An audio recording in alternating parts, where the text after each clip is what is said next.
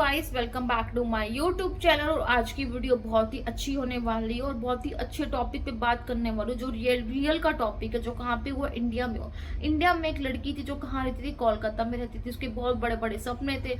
उसका सपना था डॉक्टर बनेगी और सपने को पूरे करेगी और बहुत ही अच्छी इनकम करेगी।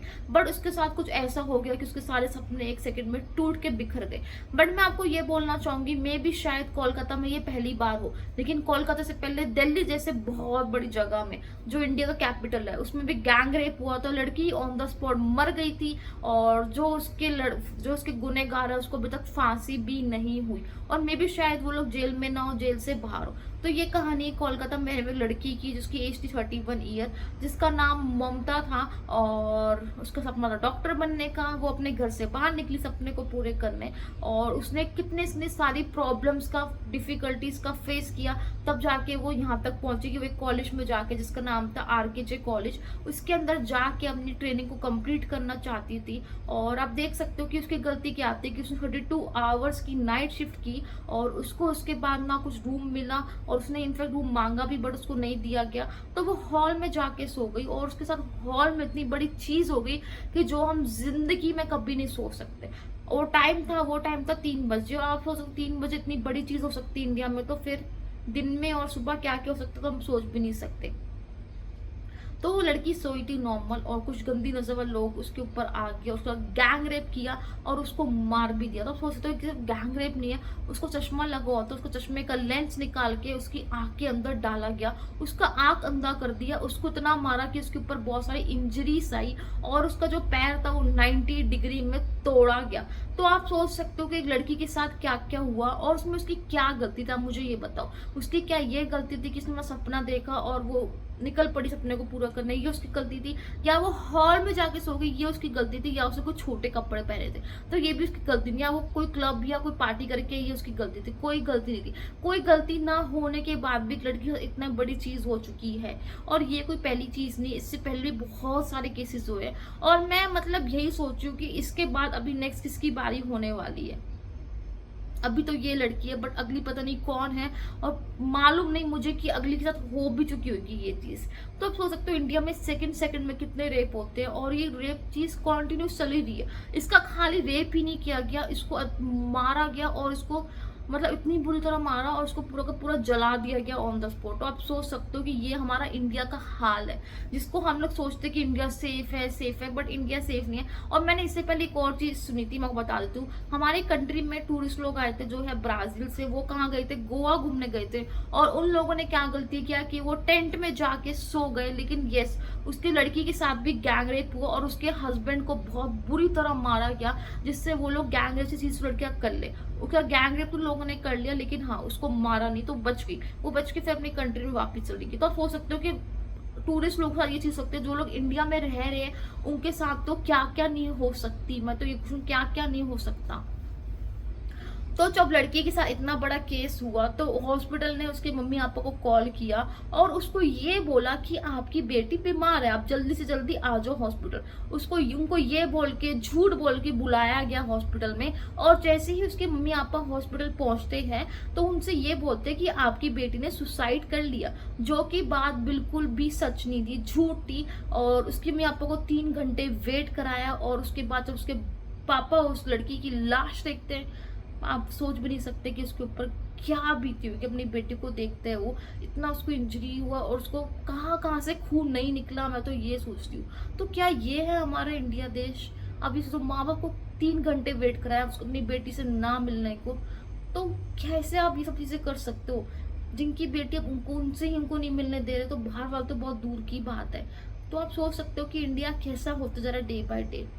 और सबसे चीज उन लोगों ने क्या किया, जिसको सबसे बड़ी हम लोग बेवकूफी बोल सकते हैं, जिन जिन लोगों ने उसका रेप किया, वो लड़की का गैंग रेप किया, उन सब लोगों ने क्या किया, कैमरे को तोड़ दिया, पूरा का पूरा प्रूफ मिटा दिया, कि वो लोग कुछ भी प्रूफ ना कर पाए।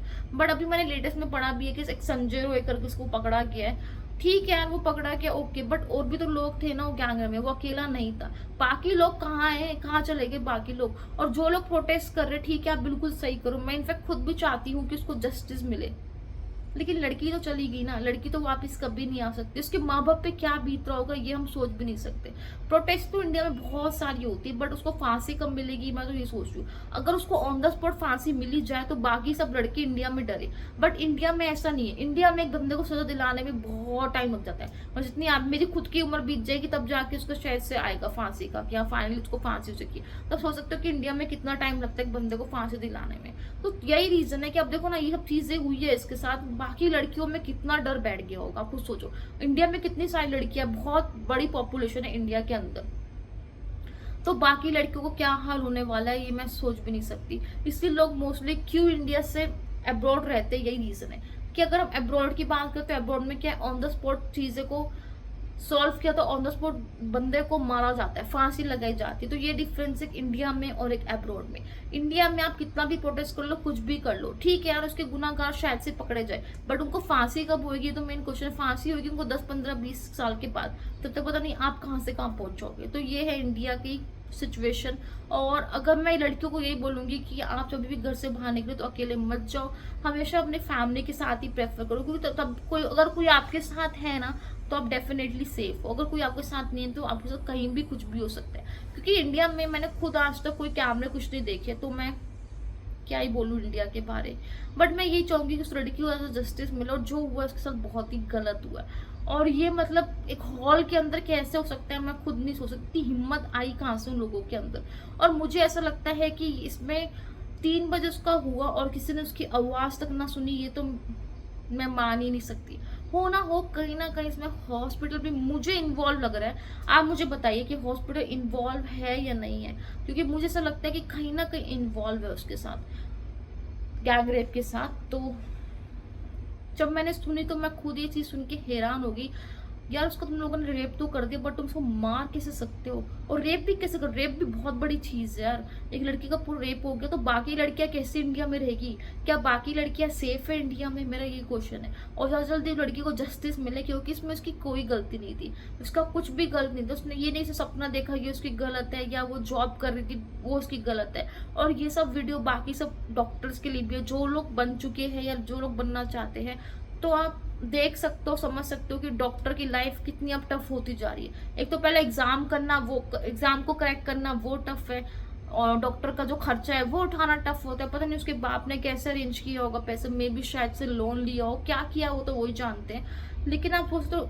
डॉक्टर बनना ही टफ है, और ऊपर से गैंग रेप से चीजें हो रही है, तो क्या फायदा है इंडिया में रहने से।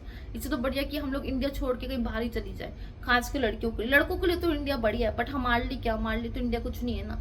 हम तो कभी सेफ है ही नहीं इंडिया में, ना कभी सेफ थे, ना कभी रहेंगे, ना कभी होएंगे। यही रीजन है कि लोग बाहर क्यों रहते हैं, आउट ऑफ कंट्री क्यों रहते हैं, क्योंकि उनको इंडिया रहना ही नहीं है, इंडिया अच्छा है ही नहीं, लोग ये सोचते हैं। बट मुझे लगता है इंडिया अच्छा है, लेकिन ये सब अगर चीजें होगी तो कौन इंडिया में घूमने आएगा। आप ये सोचो ना, जो भी हुआ है बहुत ही गलत हुआ, और उसमें लड़की की कोई भी गलती नहीं। तो मैं चाहूंगी उस लड़की को जस्टिस मिले जल्दी से जल्दी, और उसकी आत्मा को भी शांति मिले, और उसके माँ बाप भी खुश हो कि हाँ फाइनली उसको जस्टिस तो मिल गया ना। अभी उसको जस्टिस नहीं मिला और फांसी नहीं हुई तो कुछ नहीं हो सकता। बाकी लड़की अभी फिर ये सोचेगी कि इंडिया बहुत ही बेकार है। सो ये वीडियो बस यहीं तक। होप्स आपको वीडियो पसंद आए, तो वीडियो पसंद है तो क्या करना, लाइक करना, चैनल को सब्सक्राइब करना, मुझे ना बहुत अच्छा लगता है। बाय।